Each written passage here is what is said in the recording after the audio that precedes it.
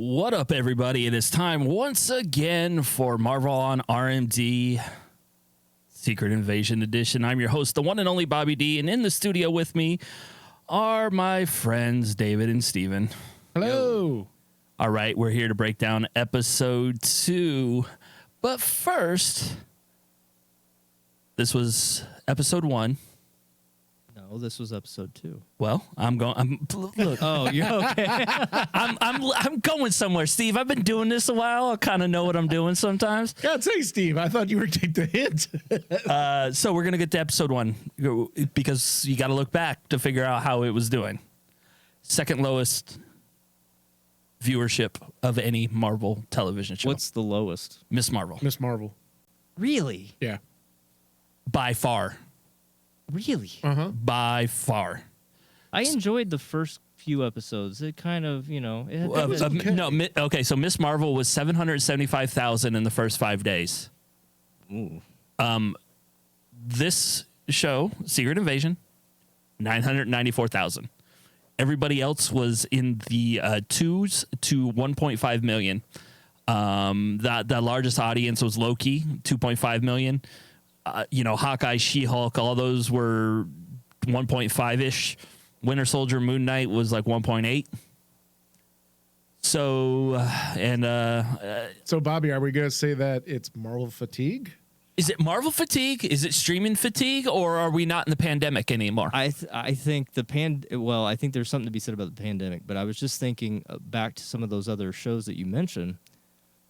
Dude, this show is happening, and we're in late June heading into July. Yeah. It's summer, man. People want to be out doing shit, like, especially after a pandemic. They want to be out doing things, especially kids are going to be hanging out with their friends, doing There's whatever. some truth about that, But yeah. I think what Bob's just said, though, look at what happened with Elemental, the Flash movie. I don't think it's necessarily Marvel fatigue per se.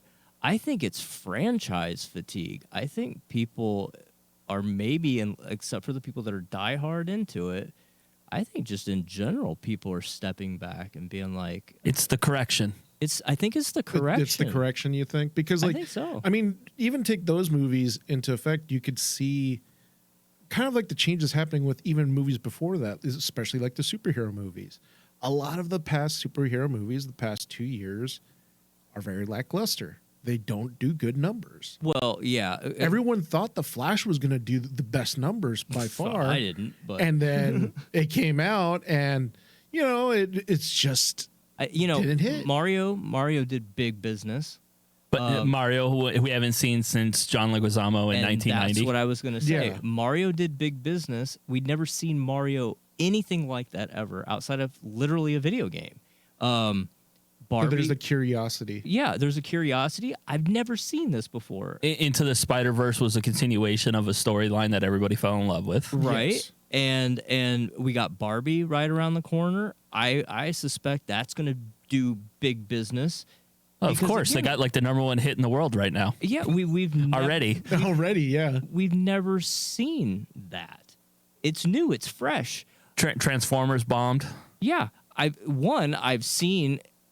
Well, I haven't seen all of them, but there's only one film in that entire franchise that I think is worth a shit, and it's Bumblebee. Yeah. Right? So it's like I think people are just getting tired of The rehash. the rehash. And I just saw, and if you haven't watched it, the documentary about Stan Lee on Disney Plus is really good. Oh, it is. And he makes a comment. They have different clips throughout his career. But there was one news interview that he did, and he made some comments that I also happened to see just last night. Christopher Reeve in an old interview, making almost the same comments about just film and sequelitis and just like studios just want to find the formula And stick to it. and just rubber stamp it out. It's Nickelback syndrome. I don't know from this. Oh, that. Yeah, I've heard of that. There's a YouTube video that if you play, like they've cut together every Nickelback song, Okay. and it's the same tempo, rhythm, and everything else. That everybody is falling in Same love with. chord structure. Because they found the formula. They found that the works formula, and for them. all their hits are basically the same. and they And make again, nothing money. against them. I'm sure they're wonderful musicians. But they wanted to make money. They So, wanted to make money. And that's I think there is some validity to like what you guys are saying about how people nowadays, even though a lot of people are like saying, well, Marvel is dishing out different stuff here and there. I mean, all the series differ from each other in tone and subject. Whether you go from, the Werewolf by Night to She-Hulk, everything is different. But I just think that superhero movies now are kind of getting all lumped together, and everyone's like going, well, it's the same old I wonder, superhero movie. Bobby, what was the viewership on the Werewolf? Werewolf by Night wasn't on the article I was looking at, Okay. just because they were, that was a one-off thing. Right. But so I don't think they were really looking at it. But I was even surprised, like when you look at like even Hawkeye, because you're dealing with it was basically a Christmas thing. Right. And with a kind of a lower level character with an actor who didn't have the best reputation. All he needed to get run over by a fucking snowmobile, and he got his shit back together. But he wasn't looked at that time, if you remember, as being good, because there was all those text messages and everything else that they were wondering if Disney was going to disconnect or even release Hawkeye with Renner. I don't remember any of this. But okay. Oh yeah, Yeah, no, there was some messages and stuff that came out about him, and he just sounded like an asshole, so he wasn't in the best light when Hawkeye came out, and it still got 1.5 million. But again, I always just wonder what it is, because I just think there's a different combination of things that are going on. It's, there's so many streaming services that we see what's going on with, HBO Max and Paramount Plus and Peacock, and if I saw BET Plus has one, and I was like, do we really need a streaming service for BET? That is Like, true. So here's, Yeah. you just mentioned something that got me thinking too, Bob, yeah, we talked about this before, right? Like all these different studios and companies coming out with their own service, and now it's costing people a fortune. I wonder how much of Disney's subscribership, since we're talking about a Disney show, how much that has waned in the last 12 to 18 months. Well, one element that people have talked about is because it's coming out of the pandemic. The pandemic was their peak time. I think it was a peak for a lot of because them. they had a captured audience. Right, but now, Yeah, there's options. Their price went up with Disney, and now you have other streaming services popping up. And what's funny about all of these streaming services is there was a reason why early on in film history they separated the studios from the theaters. Yeah. It's the same reason you separate the liquor producers from the bars. From the bars, yeah. And yet streaming came in, and now it's allowed them to sidestep that monopoly rule of allowing a studio to also distribute direct to your eyeballs. And nobody said a goddamn thing. Well, especially since like physical media is now going out of date. No one's doing like distribution deals like they did back even 10 years ago. Yeah, I mean, you got to think when we were young, we would walk into Best Buy and 3/4 of the store would be movies and CDs. Oh, yeah. And now it's open space. I don't even remember the last time I was in a Best Buy.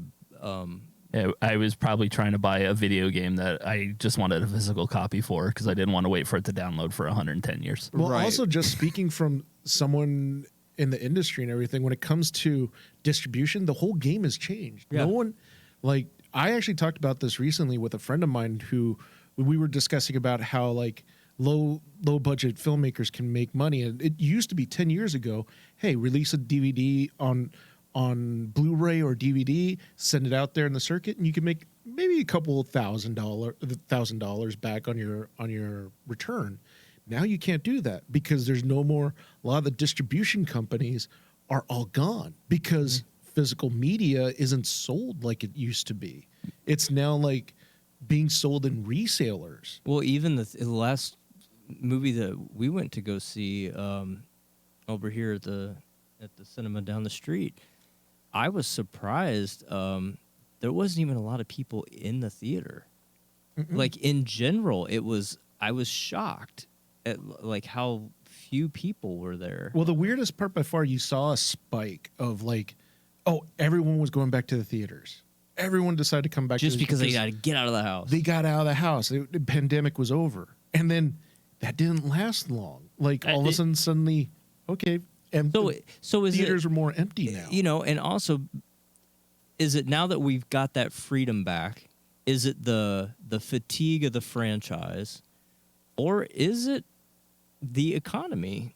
Is the economy actually having some effect? Well, it's always going to be one of those things with the fatigue of the franchise, with the lack of actual good storytelling. Yeah. That it's one of those, like, I don't have to watch this right away type of scenarios. And well, sure. In the case of streaming, I'm just speaking as a whole. If people aren't going to theaters, yeah. Well, but streaming. I just think there's a lot of stuff out there that you can do with your money. And you know, going to the theaters at this point, it's just like, I feel like if you are a regular theater goer, like my dad goes and sees 2 movies a week. He's part of the AMC club. Okay. Yeah, same thing with my dad. You know what I mean? So he doesn't give a shit what came out or what it is, because he gets $20 a month or whatever it is. He gets to go watch all the movies he wants. So you wonder how that cheap? Yeah, it's cheap. That's crazy. That's like, oh, guess who like also uses it? Price. Yes, I also use it because I'm Robert Doherty also, and I can log into his account. You cheating fuck. Well, whatever. You know, they're gonna card me, and they're like, "Why does it say senior ticket?" I'm like, "I don't know. They won't switch it on my account." Anyway, but I think there's a lot to do with we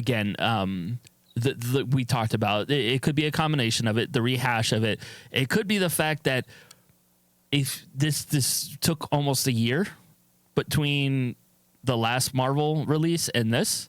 Yeah. When was Ms. Marvel? I thought Ms. Marvel was in the the fall, was it not? I mean, but we're still almost a year, man. It's still a year even away. If you know what I mean. Yeah. We're talking 9 months out, and in that 9 months, you had a good Spider-Man movie, a shitty Thor movie, a shitty Ant-Man movie.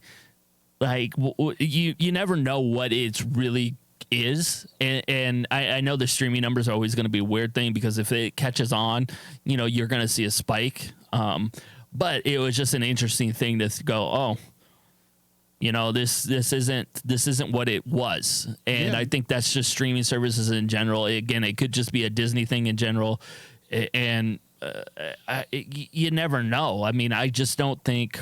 I honestly think it is it's a lot of elements, but like Miss Marvel, it came out in June 8th of last year.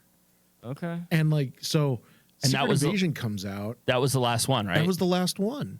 Well, and like we said last week, right? It's like you're hitting these deeper cut characters, and that no one cares and about. deeper cut storylines that, unless you're the diehard fan of these subject matters, you're cutting out a huge segment of your viewership. So I mean, there's a lot to be said about, like, in between Miss Marvel and Secret Wars. Yes, we've had other things released Marvel-wise, and they've all been lackluster except for one thing, which is Spider-Man, Into the Spider-Verse. Yeah. But just like what Bobby mentioned in the beginning of the show, Enter the Spider-Verse was going in being touted as the best Spider-Man film ever. Yeah, but even if it wasn't being touted at anything, it's a Spider-Man cartoon. Exactly. And so you're going to have kids that are like, I want to just like Spider-Man. the Ninja Turtle cartoon that's going to come out is going to be huge. It's going to be huge because it's going to get us in our 40s. Yeah. And it's going to get the Nickelodeon generation that watched them. Pretty much. And again, I think what it is, we're seeing things that are original, because honestly, when I was watching, and we'll get into those scenes a little bit later, but when I was watching Don Cheadle and Samuel L. Jackson have that conversation in the bar, I was like, God damn, them motherfuckers are old. You know, I was actually a little surprised. Cheadle looked really. He doesn't look as buff as he did. As maybe. buff as he did, yeah. He looked. Well, he can't use his small. legs. Fair. Well, he was walking. I'm joking. But he looked small. Oh yeah. But I didn't think he looked old. Samuel looked He looked old. Oh, Samuel L. Jackson Yeah. looks ancient. But I always say, not bad thing. I think we're running into a scenario to where we have at any major company that's called an aging workforce. And I've said this before, and I think we have that in acting, that they gun cast Lois and Clark for Superman.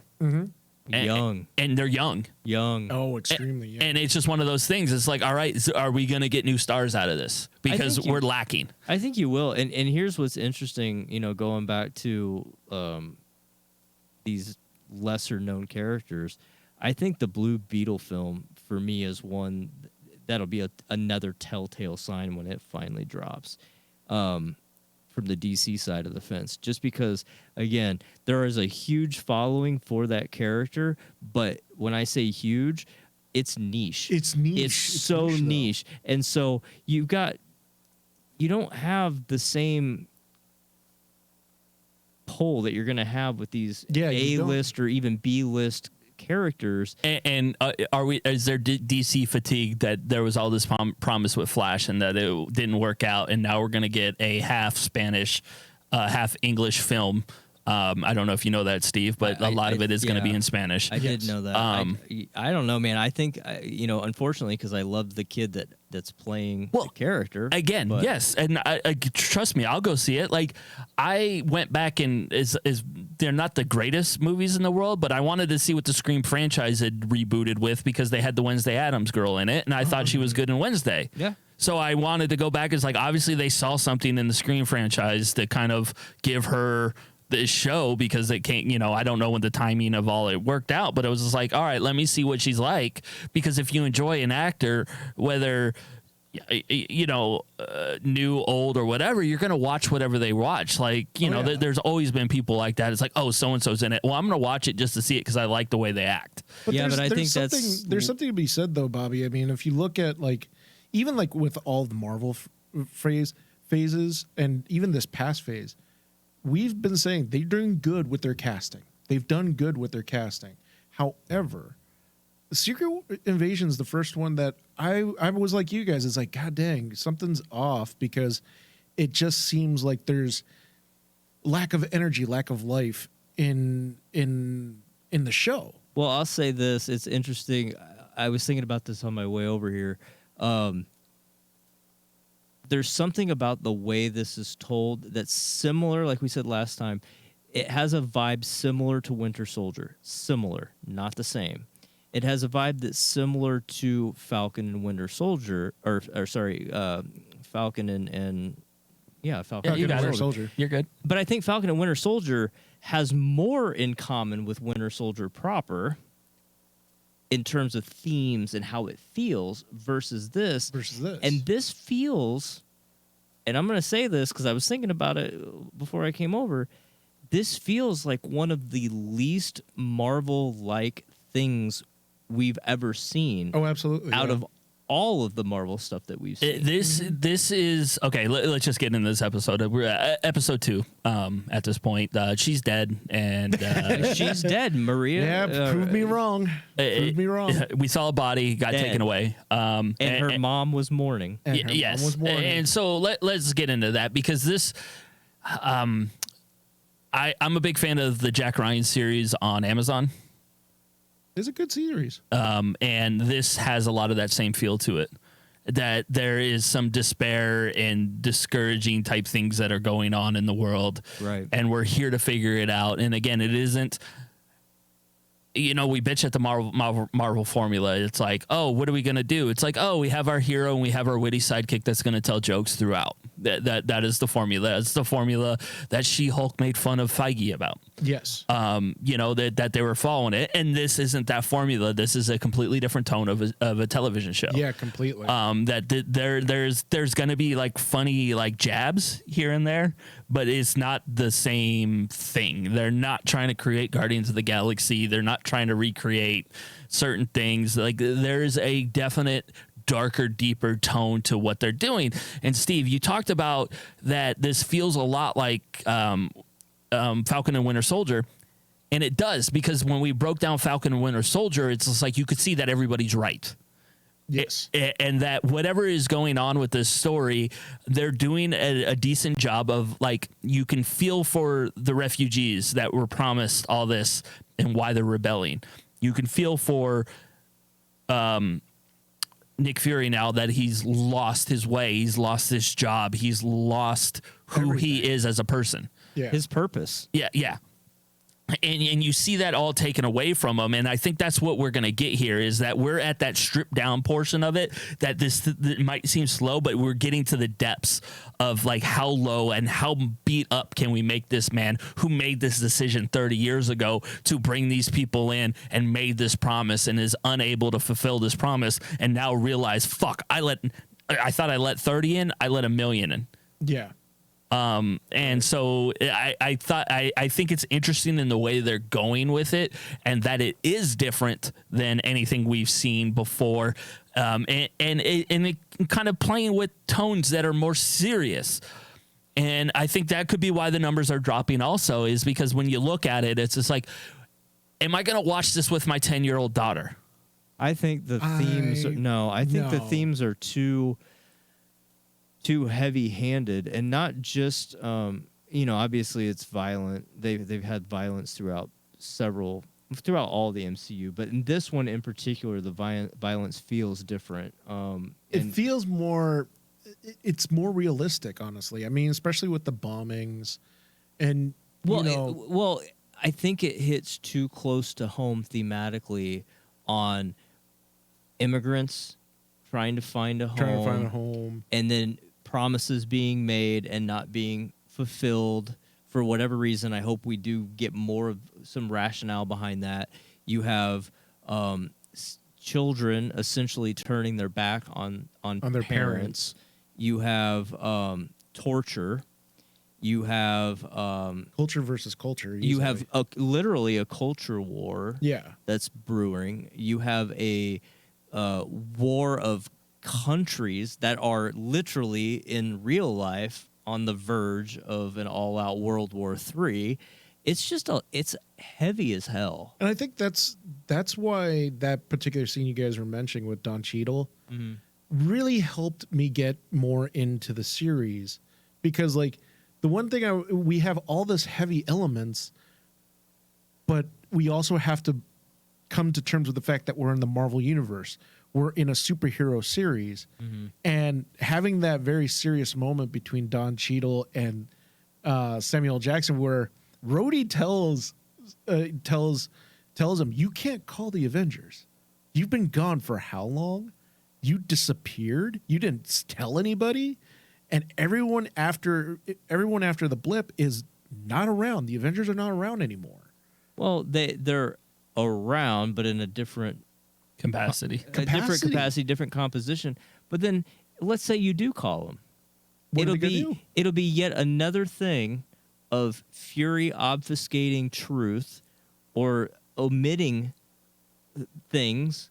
Oh, by the way, I made this promise to this alien species who could come live with us undercover, and as long as they helped us, I would find them a home. Oh, by the way, they never helped us during the whole Thanos thing that happened.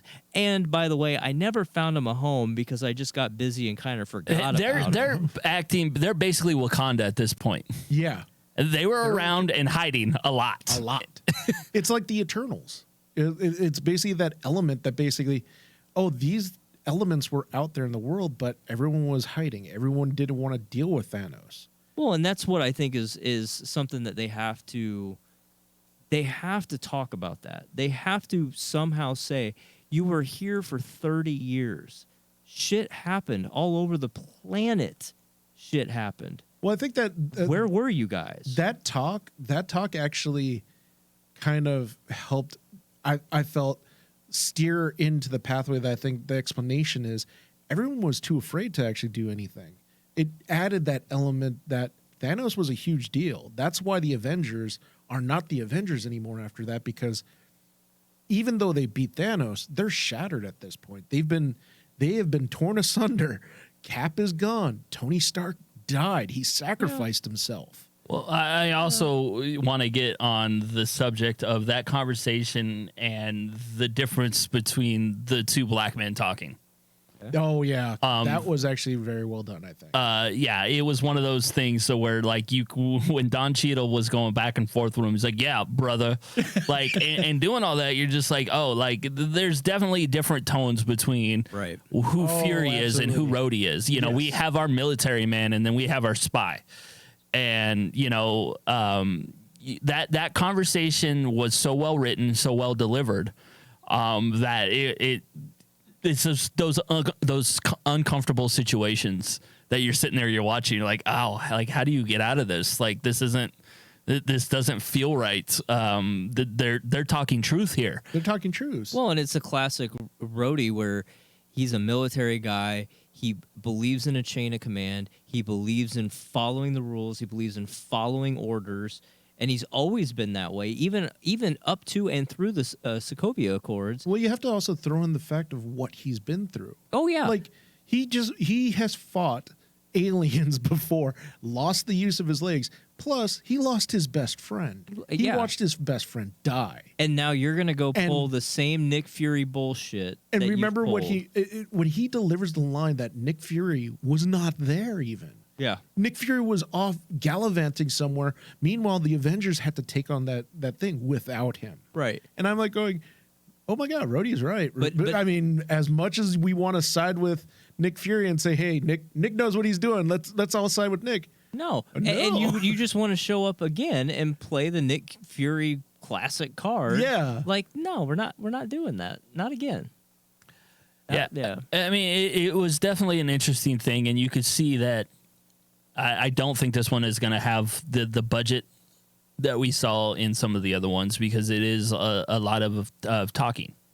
It is. And again, I find nothing wrong with that, but I'm still looking at trying to figure out why the numbers have dropped so much. And it could be the fact that this is the situation that is going on. And obviously the killing of Hill at the end didn't affect it, because you didn't see the things going around the internet like you would with some of the other things that were going on. Well, that with some of the other shows, and that's what I always base it off of. It's like you go to a front page of just like a general entertainment website, and right after a show airs, and you look to see what they're talking about. So that one did pop up on a couple of the sites that I frequent. Maria's death. Yeah, but you were on like CBR and stuff like that. No. Oh, okay. No. So that one was out there, but again, with at least with like Ms. Marvel, I think all of the shows up to this point had a character that was either a character we already knew and loved, or a new character that we've never seen before. And this has a character at the center of it who we do know, but we don't necessarily love him as a character compared to a Wanda or especially a Loki. Well, the thing I think was a problem with Maria Hill is, like, a part of me was feeling like all the fans were like, okay, she's dead. When is she going to come back? Yeah, because she's not coming back. Unfortunately, in Marvel movies, look what they did with Coulson. Coulson came back how many times? And it became like a meme where it's like, oh, he died. Oh, he's back again. And they did it like 4 times. Well, they brought him back, but it made sense in the context of how they did it. Like when he came back after being killed on the ship, right? We saw him in Captain Marvel. Yeah. Right? But that was all flashback, which I did appreciate that we had a lot of flashbacks at the beginning of this one. So there was some budget there in terms of de-aging, because they de-aged the hell out of him and what's his name? I forgot his name. Mendelsohn? Is that it? Yeah, Talos, the guy who plays Talos. Yeah. They de-aged him a bit, it seemed like. Oh yeah, easily, because it's supposed to be like what, 1990. I'm assuming mid late 90s, yeah.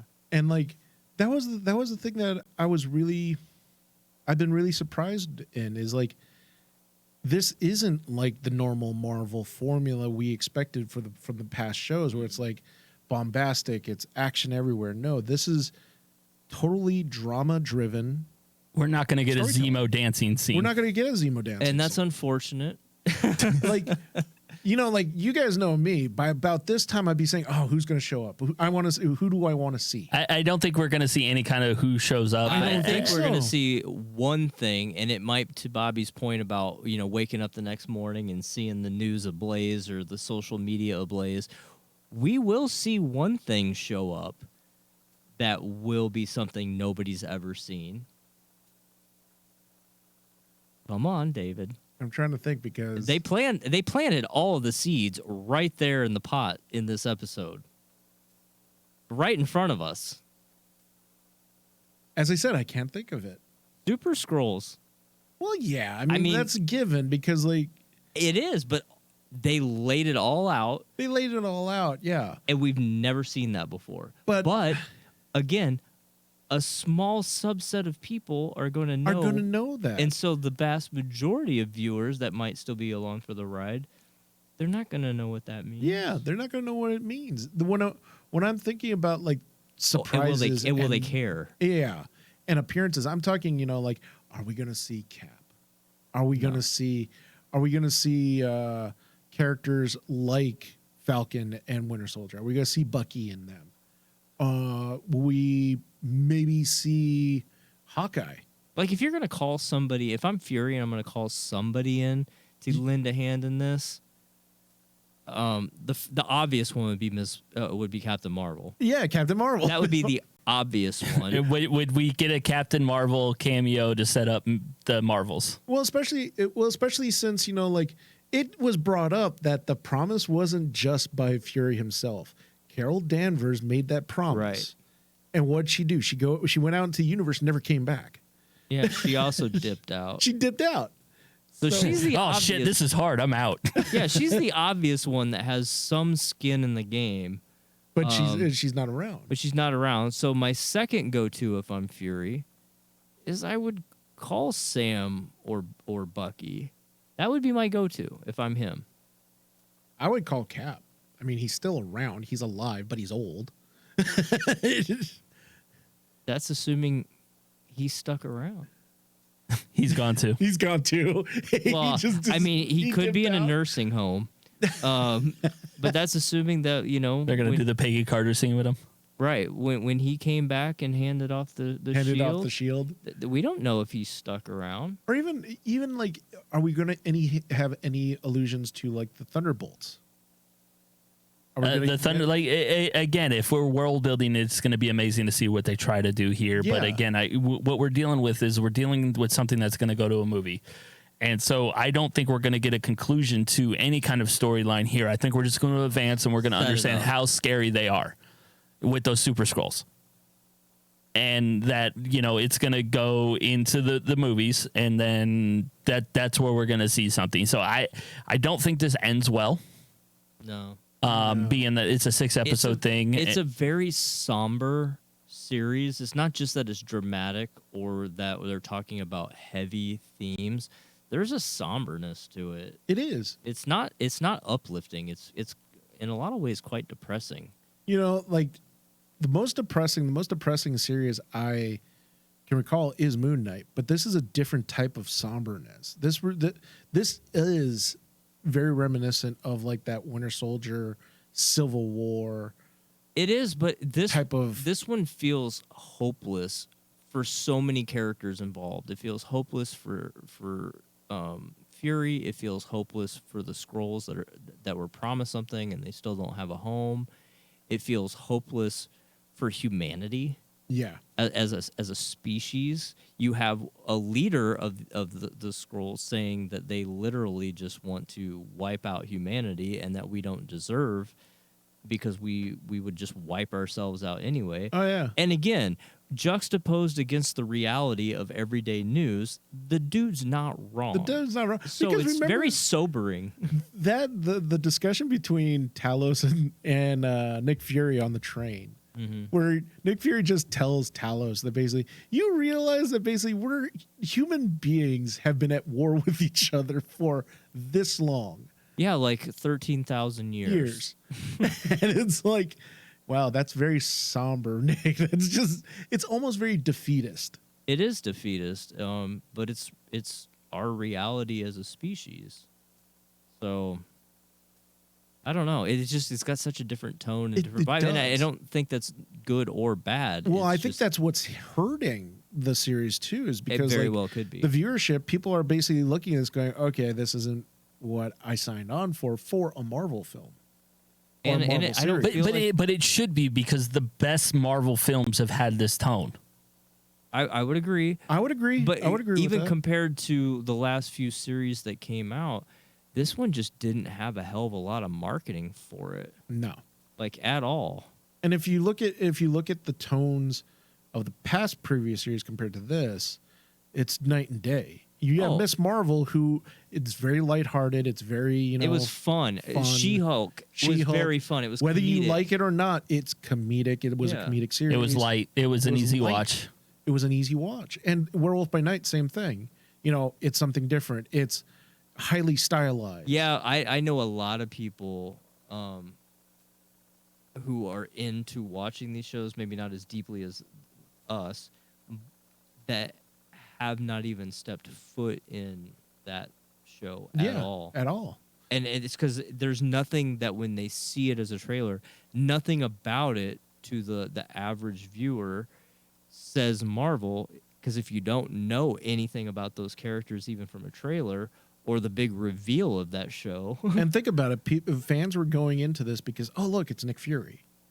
And in 2 episodes, you're getting a different type of storytelling that probably the audience wasn't expecting. yeah, this isn't Avengers. Yeah, because like I liked it. I was really surprised with a lot of the scores and reviews, because it's very rare for me to actually look at that stuff. But I was curious with Secret Invasion, Yeah. because I was like you guys. I'm like going, it's not a bad series, No. but it's very different, and it's actually for me one of the more difficult series to rate at this point, because I'm like going, I think it's because it's so different. I don't know if my score is skewed.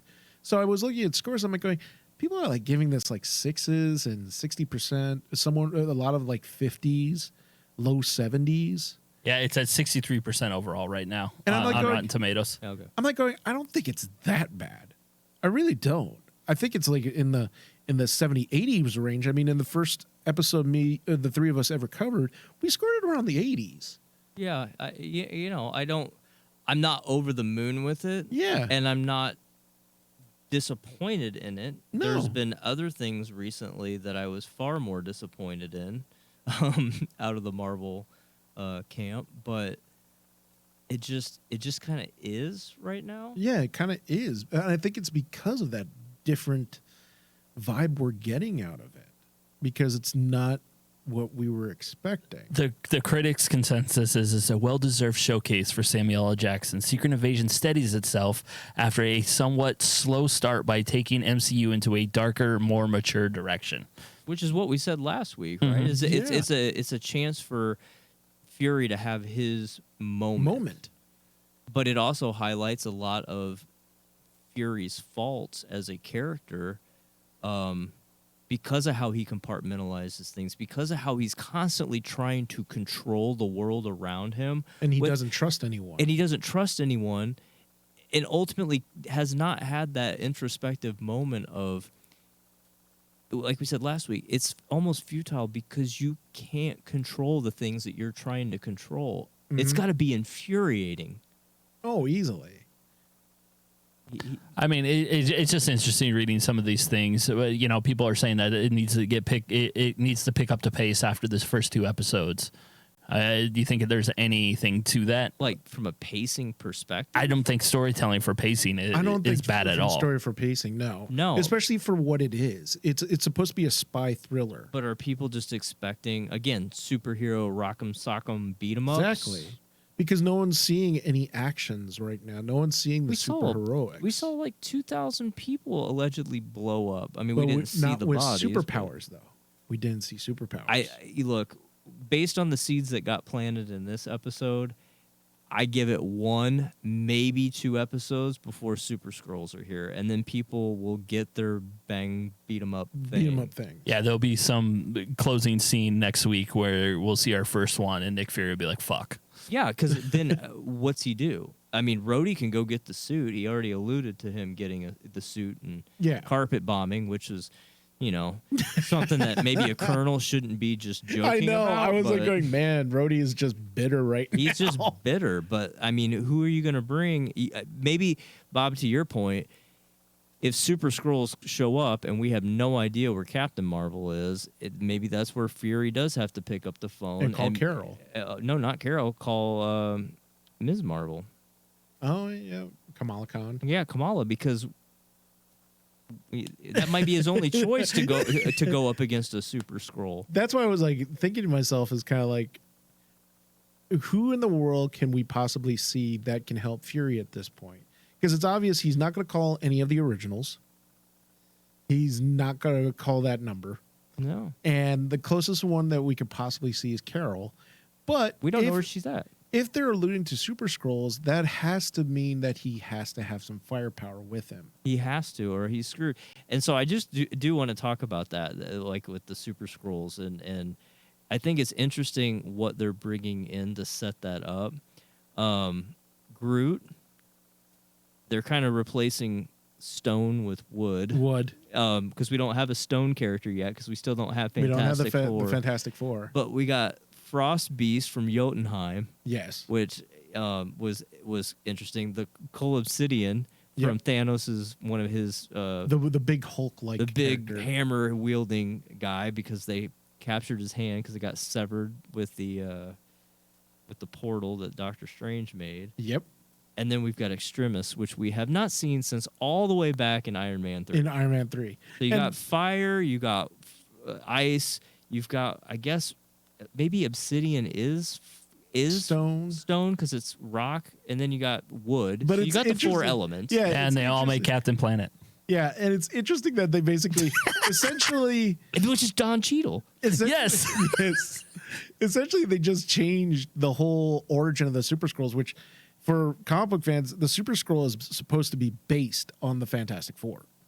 We don't have the Fantastic Four right We don't now. have the Fantastic Four, but, we got a tree that can stretch. The Mr. Fantastic. There you go.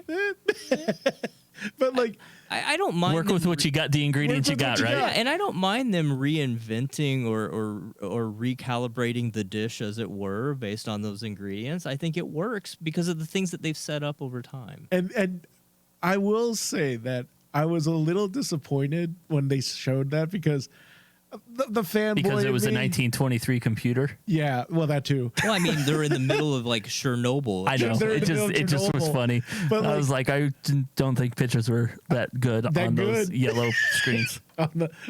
on the Amiga platform I that mean, they it's had. not terrible. It is like a dot matrix. Yeah, what looking thing. version of DOS were they on? I'll be honest, Bobby. We make fun of the fact that we keep saying like, when are the X-Men going to show up? Oh, here's an allusion to the X-Men.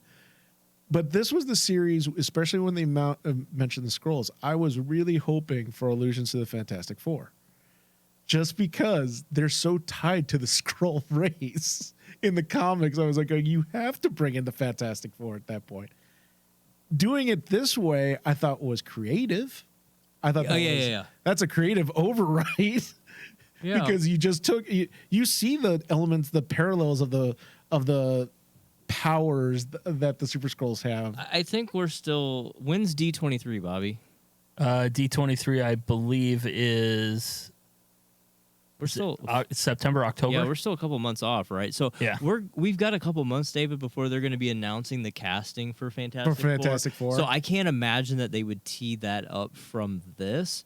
It seems more likely that this is going to tee up going into the Marvels. To the Marvels. I mean, that's what I think is going to happen. I the more that we've been getting into this series and everything, I'm slightly thinking that now, because like it's fun doing all the fanboyisms and seeing what could be, but I blame that on WandaVision, because they did so well at actually alluding to other things out there.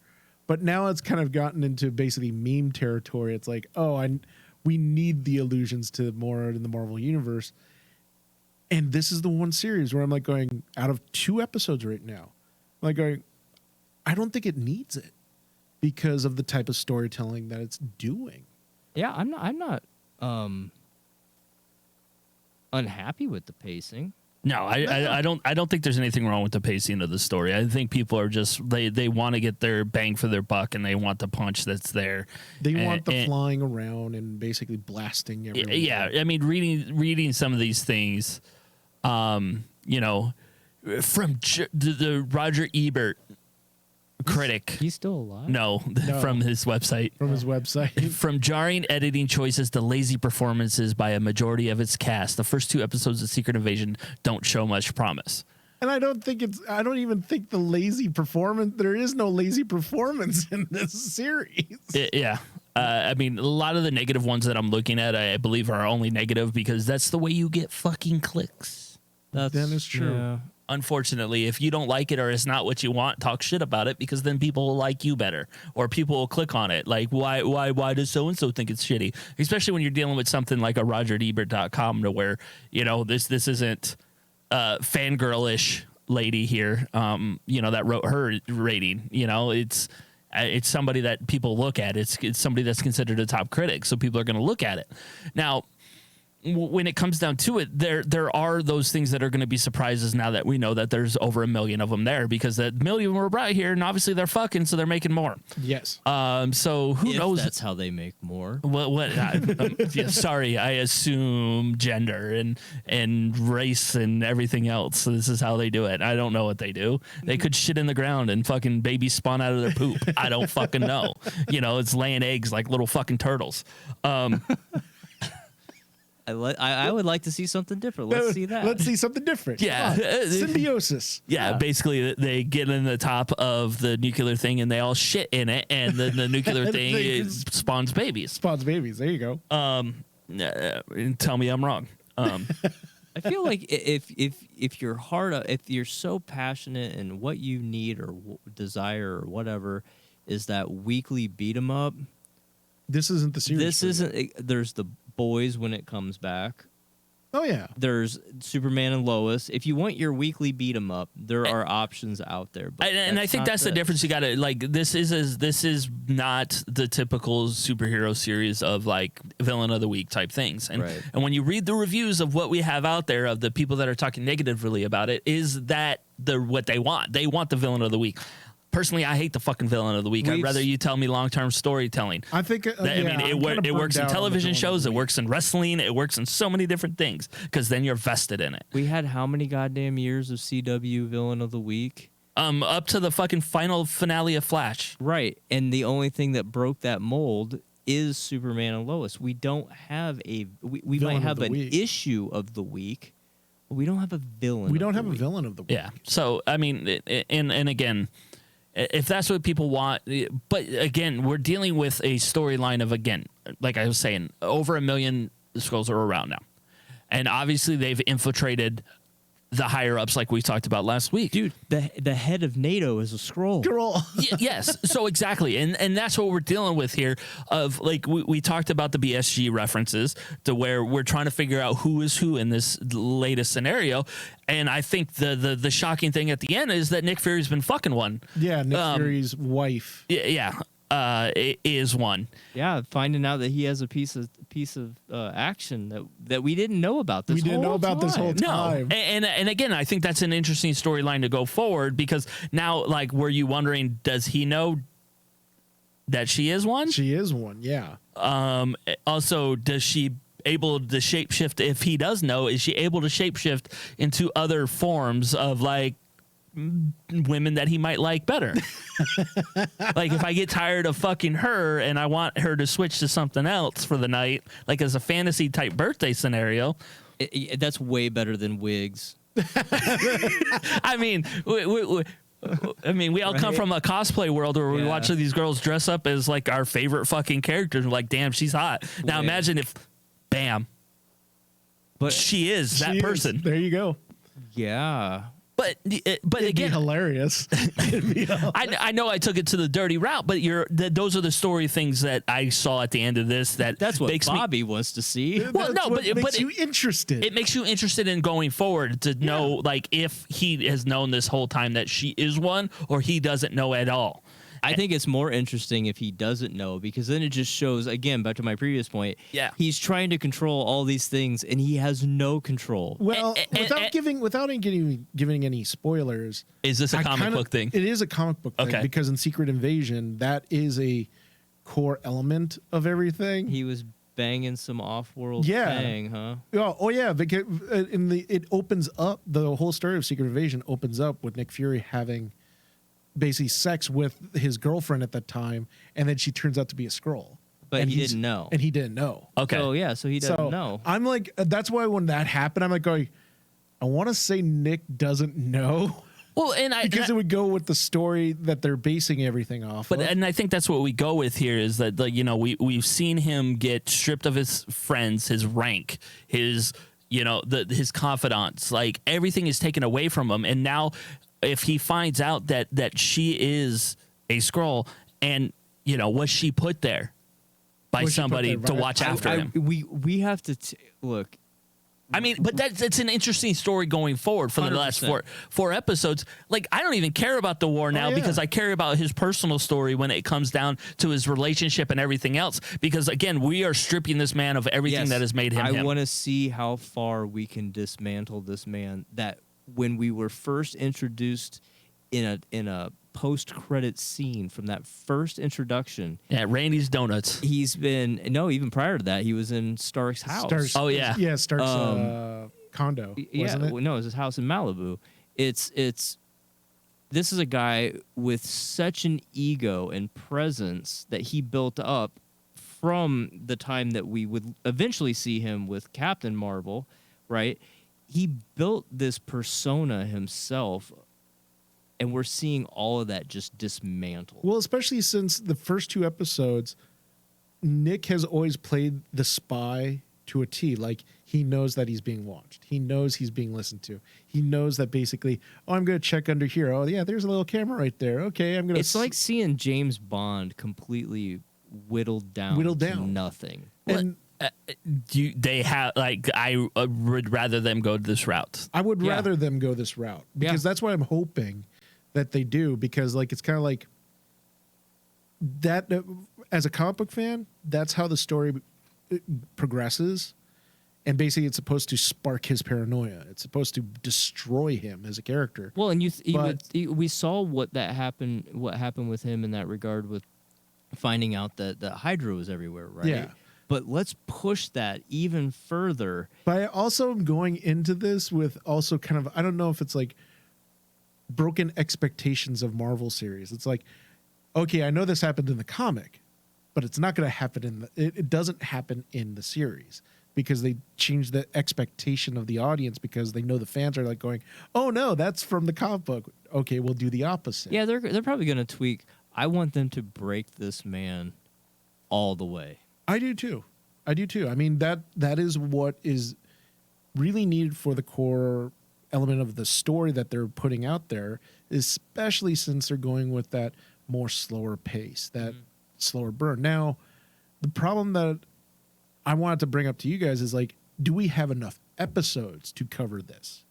Because if I'm not correct, Bobby, Secret Invasion's supposed to be 6? Yeah, six episodes? So we're 2 down. Yeah, we're mid-season tomorrow. We're mid-season next week. And I'm like going, if he's broken down by the middle of the series, you have to have time at least for him to build up. But we've talked about this, David, in our previous things, that we think the pacing isn't there, and then magically they get there at the end, because it was the same thing with Moon Knight and some of the other ones. So we're just like, where are we going? Are we getting there fast enough? I don't mind. Again, like we were talking before we started recording, like, it's okay, especially since this is all connected anyways.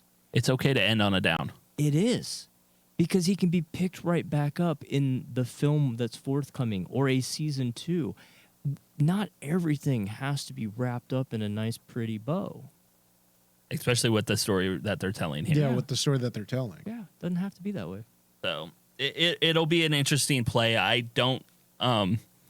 again, I think the personal elements that they brought out in this episode have drawn me more than the actual storytelling of the Skrulls.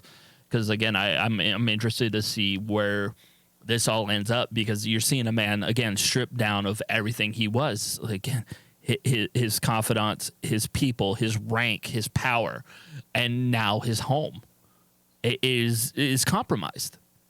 You're seeing him deconstructed. Yeah, and he obviously went back there because he's at his lowest, and he's like, this is where I can go to feel like I can be Nick Fury again, like the man, not Nick Fury, super spy.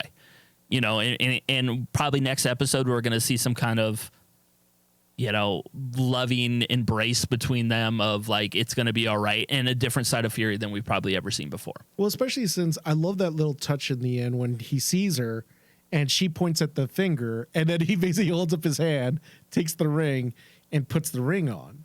And I was like going, that was a nice touch, because now we're going to, it feels like, just like what you said, Bobby, we're going to see a different side of him now, because that ring symbolizes something different to him. Like it's another different part of his character. And if it goes the way you guys are thinking, we're going to see that part of his character get deconstructed and shattered. Yeah. All right. So we're about at time. We can get into our final thoughts now. David, I'm going to let you go first because you're on the camera right now. My final thoughts on this one. I actually really liked this episode, even though I'm sure people who are listening to us feel like I've been saying I've been conflicted about this episode, but it's because nothing wrong with making people think. Yeah, this is the one series that has truly made me think, and I appreciate that, because you got to remember, I went into the series wanting The Americans. I wanted a spy thriller film, and in 2 episodes, I feel like I'm getting it. Mm-hmm.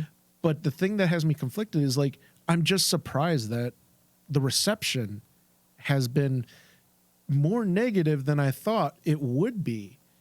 And like, I found myself at the end of this episode going, okay, why does this feel different? And I think, honestly, for people who are listening to this episode, I think we answered it. It's solely because this isn't the atypical superhero series that we as the audience have been, you know, trained to watch for Marvel. This is almost like, this is a go back to the Winter Soldier Civil War time of Captain America. And that's why with my final score, I started off with like a 73, but the more I think about it now, I'm like, this is about a 78 for me for an episode. Okay. Steven? Yeah, that's what I was going to score. It was a 78, and it's I don't kind of like what we were saying with at the beginning of the hour. I just, we live in such a weird time, especially with all the social media and everything going on in the world. Everybody likes to shit on everything, especially Marvel. Well, nowadays it's just everything. Just everything. It doesn't. And that, I mean, honestly, since I've killed a lot of my social medias, my life has been so much better because I don't got to see all the negativity. Same here. Yeah, same here. There's just people like, I'm not on Twitter anymore. I haven't been on there since it was taken over by he who shall remain unnamed. Voldemort. Yeah, it just there's so much awfulness and just vitriol, and I feel like people can't even find a way to enjoy something, even if it doesn't have to be exactly your jam, but like, just relax. Well, me and like, again, if you've ever listened to any, like me and Ryan, we always end up doing those $1 billion box office reviews, and it's because we go in there and we're mindless. I don't have an expectation for Fast. I go in there and I try to watch it and I try to have fun. Like me and Ryan always say, we don't expect Schindler's List out of everything that we watched. But when you get Schindler's List, you understand what you're watching. And you appreciate it. And it's not because it isn't what you want it to be. It is what it is, and you take it for what it is. Right. And that if you're coming into this and you're thinking that you're going to get the shoot 'em up, like funny Marvel stuff and some drama, then that's not what we have here. And it's not for you to go shit on it, because it's not like the performances are bad. It's not like it's shot horribly. Yeah. It's the writing is not fucking bad. It's just not a story for you. And it is okay to say it is not a story for you. Right. Instead of being like, fuck this. type of thing. Sorry, Steve, for taking over, but you deal with that a lot with a thing. When we go watch a cartoon, it's a fucking cartoon. It's a fucking cartoon. Like, I know what I'm dealing with. I'm not going, looking at Beethoven and Nicki Minaj as the same fucking artist.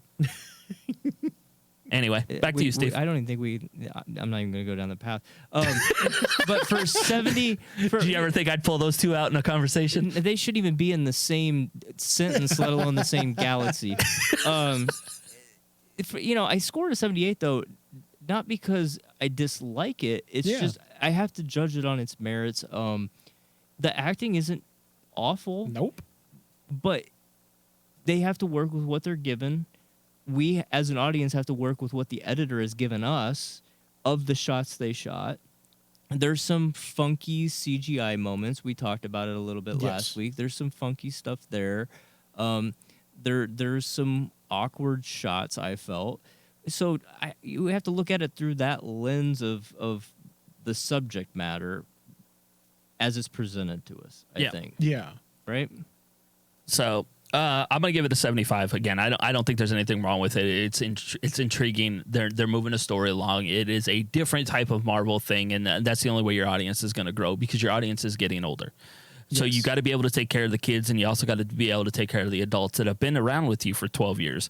And again, if people aren't ready to have a harder kind of storyline being told, you saw that a little bit in Miss Marvel when you saw how they were treating, based on religion.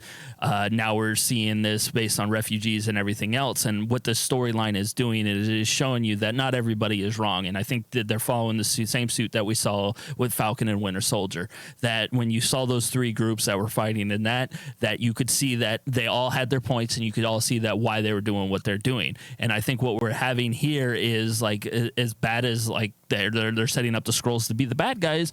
The Skrulls were also lied to for all these years, and you can see why they're rebelling. Yes. I get it, right? You get it. If I sat here and I promised you for freaking 30 years that I was going to do something, at one point you're going to turn around and punch me in the face. I don't think I would have dicked around for 30 years waiting on a promise. I think after about year 5 at the most, I would have been like, we had a deal. We had a deal, and you're not answering your phone. But again, in fairness to the deal, where were you guys when we needed you?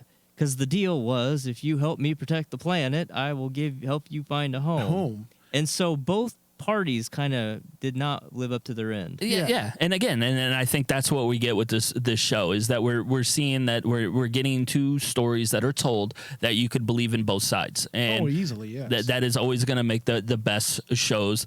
And again, this is one of those things that we grade this right now. It's an average of a 77 for the three of us on this one episode.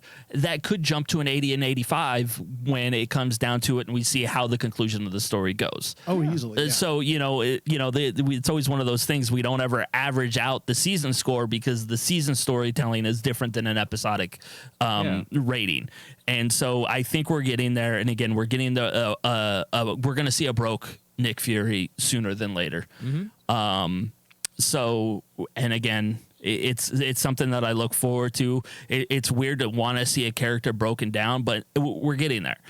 And it's something different. It's something different. And I think that's all I've ever wanted. It's like, I don't need we're not going to get a second fiddle character that's going to end up saving the world. And if you don't know what I'm talking about, go rewatch all the old fucking movies, because the last 5 of them, it hasn't been the main character that saved the world. It's been the second characters. So, it's a different Marvel. And if people don't like it, then this thing will never grow. And that's unfortunate for, something that we all love and we all want to see more of, again, more adult, darker themes. And we're getting it, and people fucking want to shit on it. Let them shit on it. I like it, and now we're going to keep fucking watching it. So with that being said, remember, however you found us, rate, review, subscribe. It helps us out a ton, and we will be back to talk about Nick Fury's fucking hell next week.